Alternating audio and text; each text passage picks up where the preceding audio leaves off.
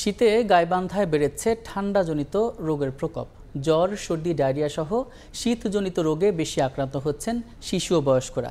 এই মুহূর্তে গাইবান্ধা জেনারেল হাসপাতাল থেকে যুক্ত হচ্ছেন রিপোর্টার বিপ্লব ইসলাম। সরাসরি চলে যাচ্ছি তার কাছে।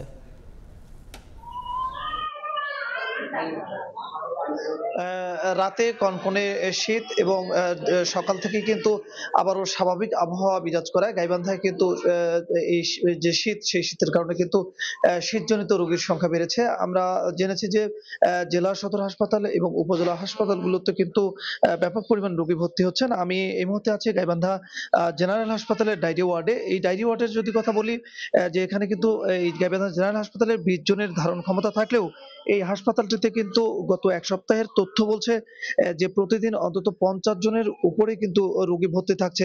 আজকেও কিন্তু 20 জনের স্থলে এখানে 61 জন রোগী ভর্তি রয়েছেন। পাশাপাশি অন্য ওয়ার্ডেও যে শীতজনিত রোগ, সর্দি, কাশি সহ অন্যান্য রোগ, এই রোগে কিন্তু আক্রান্ত হয়ে স্বাভাবিক যে সময় রোগী ভর্তি থাকেন তার কিন্তু 3 গুণ রোগী ভর্তি রয়েছেন।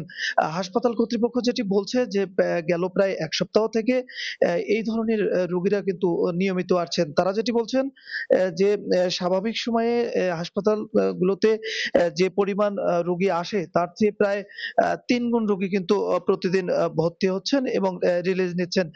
এই জেলা হাসপাতালের পাশাপাশি কিন্তু গাইবান্ধার যে ৭ উপজেলা রয়েছে, ৭ উপজেলা স্বাস্থ্য কমপ্লেক্সগুলো, সেই উপজেলা স্বাস্থ্য কমপ্লেক্সগুলোর তো কিন্তু একই অবস্থা। চিকিৎসকরা যেটি বলছেন যে আক্রান্ত যে রোগীরা আসছেন প্রতিদিন, তারা ভর্তি থাকছেন, তাদের অধিকাংশই কিন্তু শিশু এবং বয়স্ক।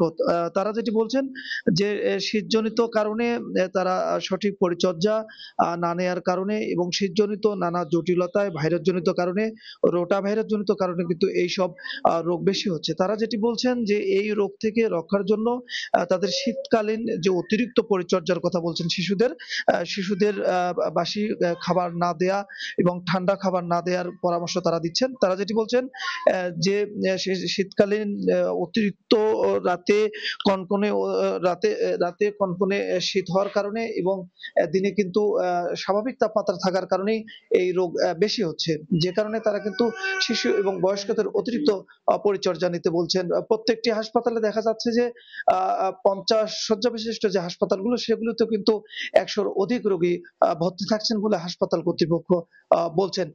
এই ছিল গাইবান্ধার শীতজনিত রোগের হাসপাতালগুলো থেকে সর্বশেষ অবস্থা। সরাসরি যুক্ত ছিলাম গাইবান্ধায়।